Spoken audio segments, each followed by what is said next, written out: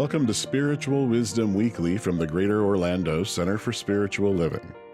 Each week, we share practical spiritual insights designed to support your growth, helping you live with more clarity, compassion, and intention.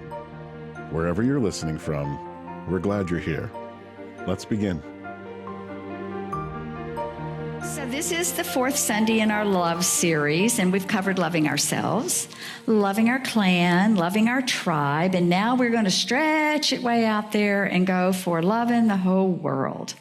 And I don't want you to think that these are the only talks that you're going to hear love mentioned in. It's a theme for this month, but of course it's kind of an underlying important item to almost any topic that we talk about. So this is always applicable. And you heard how often it was mentioned in what I just read from our organization, right? The idea of love and how we stand in the world is important. So here are some reminders, though, from those first weeks. First, we talked about self-love. And self-love does not mean pretending that we're perfect. It just means treating ourselves with the same kind of compassion and gentleness that we would treat others. It means allowing ourselves to grow without punishing ourselves when we make a few mistakes along the way.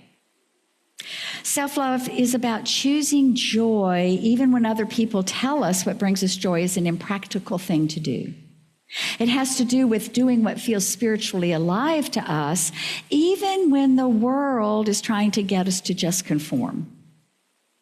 Self-love is expressing truth through your own life and not trying to live it as somebody else's story.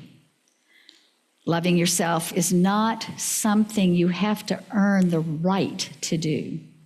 It's not even really something you do. It is something that you have already heard very many times this morning. It's remembering. It's all about remembering. We just have to remember the truth of who we are, divine children of God. And then we defined our clan. Our clan is those people that they know our history, they know our stories, they push our buttons, they make us laugh, they hold us when we cry. They have been there in our joy, they have been there in our sorrow, and there are mirrors that say that's what I strive to be, and that's what I want to kind of avoid being. But we found out that our own ability to love expands and grows when we test it in the proximity of others. We learned that we do not change our lives by trying to change other people. The only thing we can change is our own consciousness, and from that comes everything about our experience. And we also covered the fact that loving your clan doesn't necessarily mean shrinking ourselves to keep peace. It doesn't mean tolerating behavior that is harmful. It doesn't mean pretending everything is fine if it isn't. Because love and boundaries are not opposites. They're actually perfect partners in relationships. And then we expanded on out to our tribes. Got them. Okay. And those are the people that we share affinity with, the people that we have some kind of resonance with, people that feel familiar even when we don't know them all that well. And I focused a lot on our spiritual tribe and the evidence we found that our growth happens more easily and more fully and completely when we are in community with others of like mind that we can encourage.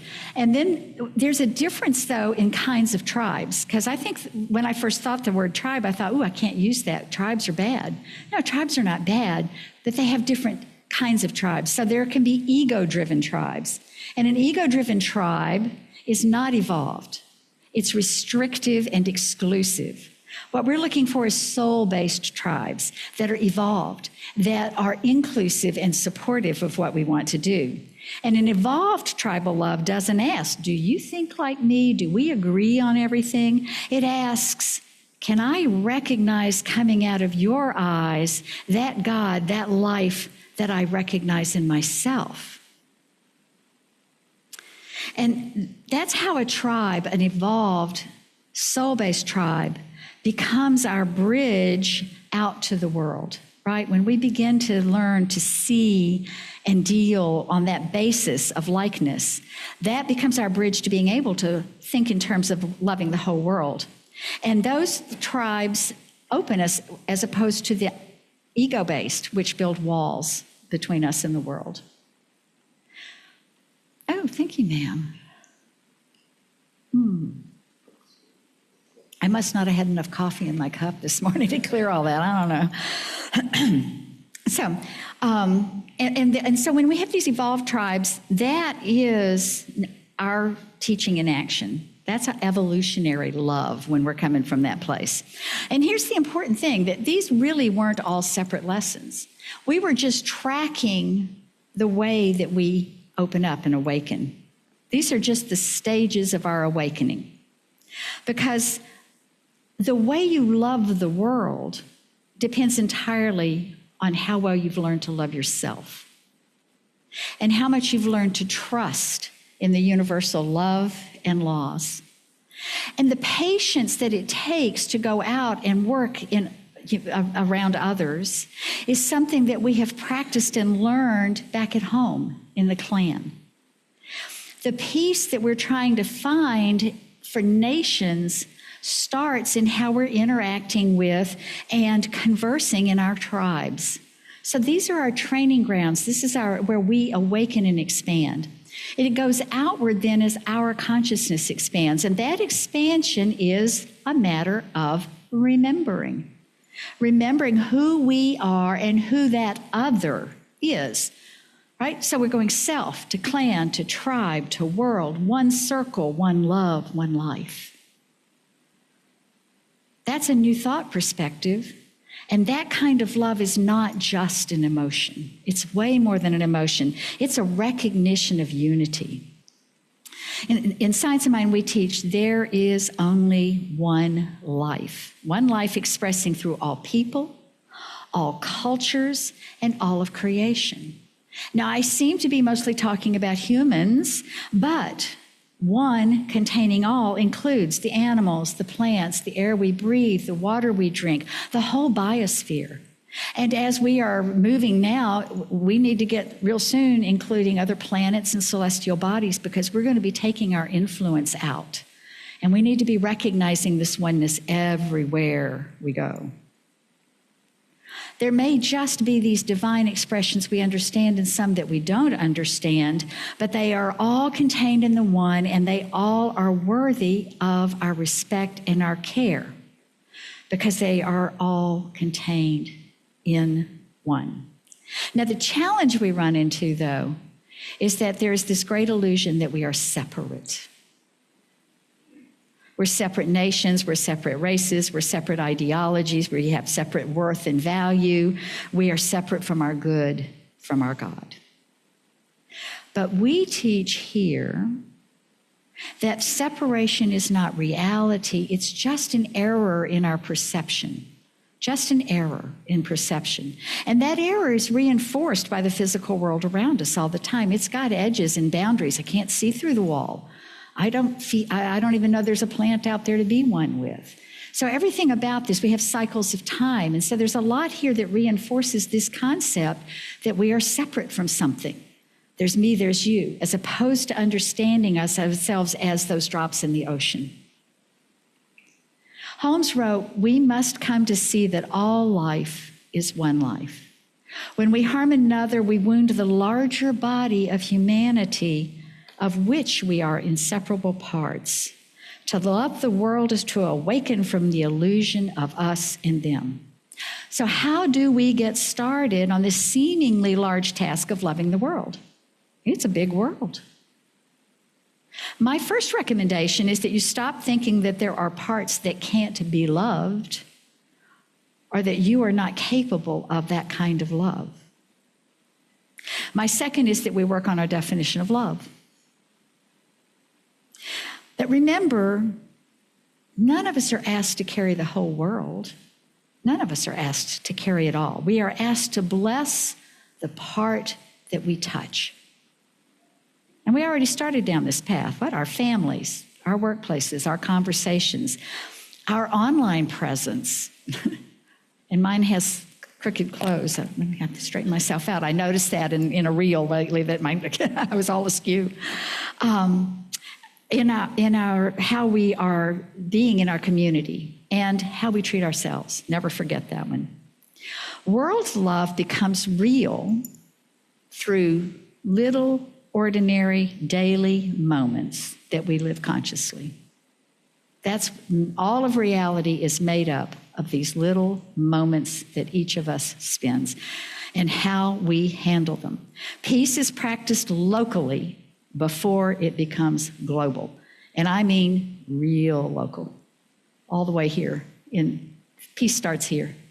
And then we practice peace with each other.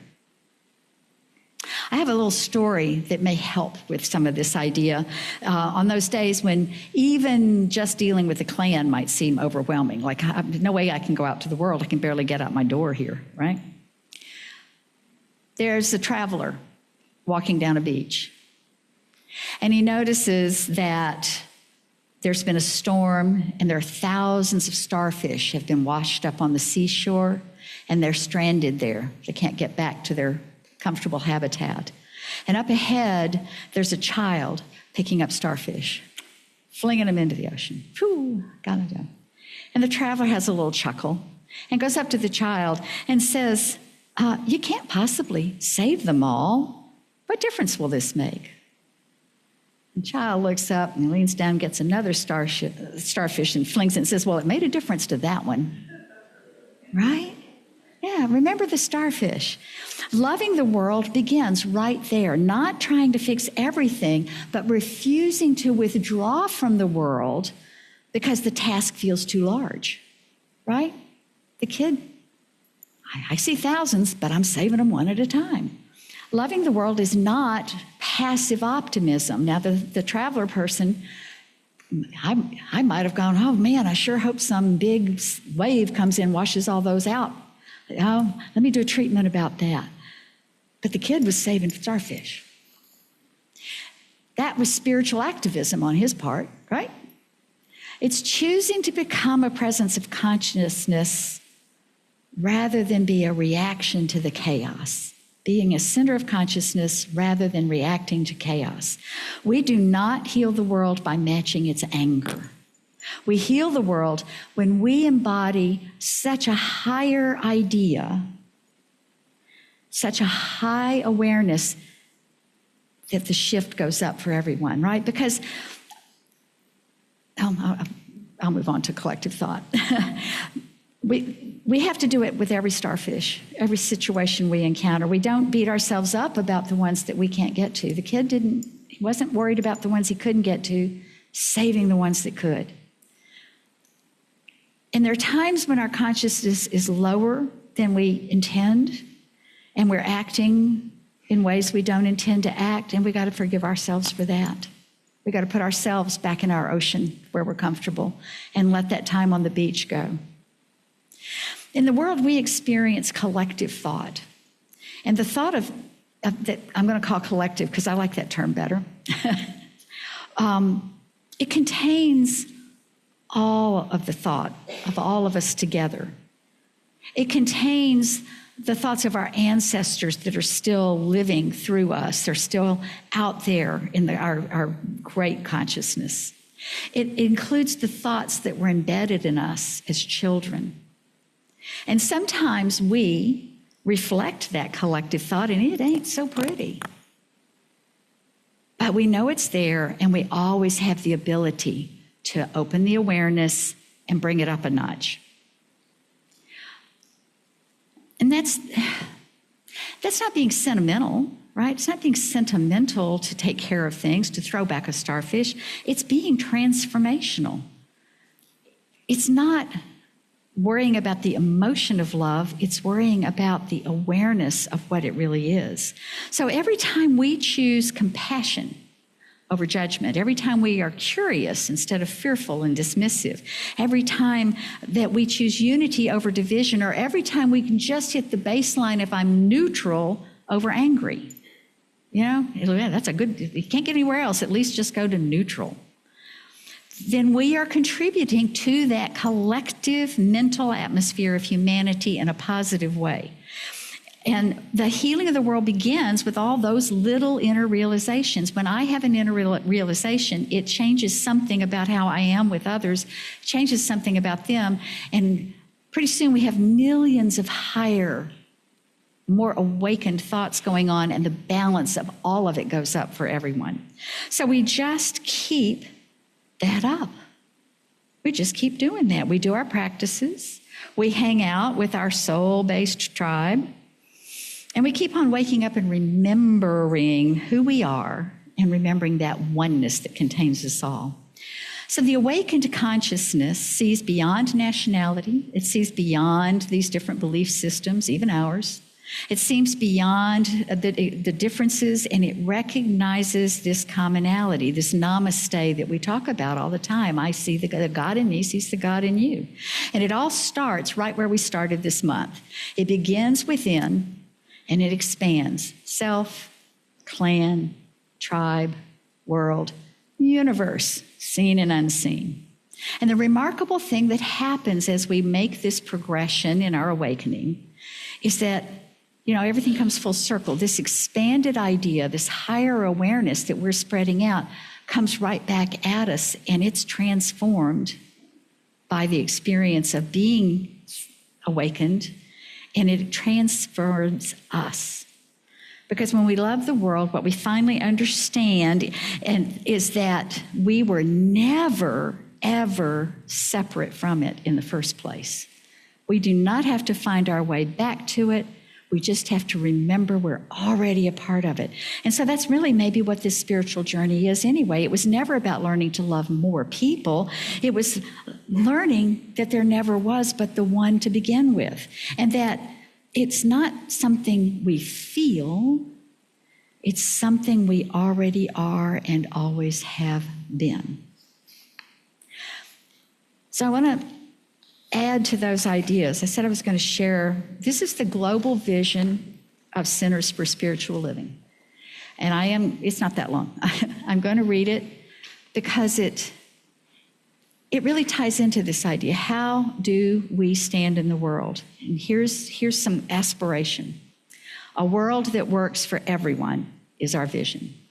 We envision all people, all beings, and all life as expressions of God. We see a world in which every person lives in alignment with their highest spiritual principle, emphasizing unity with God and connection with each other. A world in which individually and collectively we are called to a higher state of consciousness and action.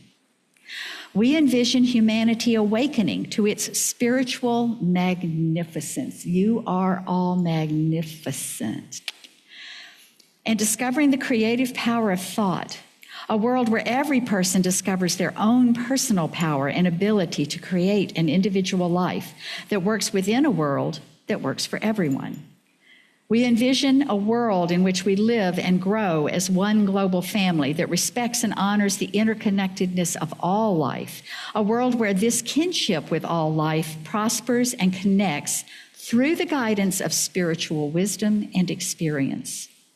We envision a world where personal responsibility joins with social conscience in every area of the political, corporate, academic, and social sectors, providing sustainable structures to further the emerging global consciousness.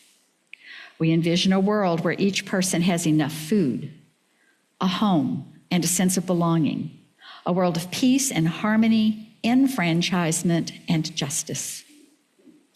We envision a world in which resources are valued, cared for, and grown, and where there is generous and continuous sharing of these resources.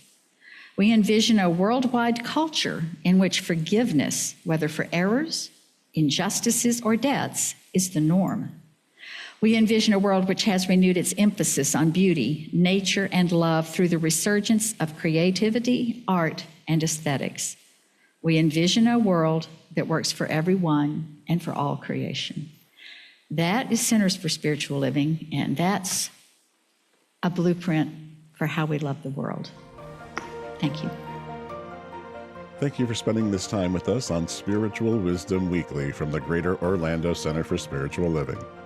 If this episode supported you in any way, we invite you to stay connected. Listen again, share it with someone you care about, or simply carry what resonated with you into your week. Until next time, take good care and keep growing in spirit.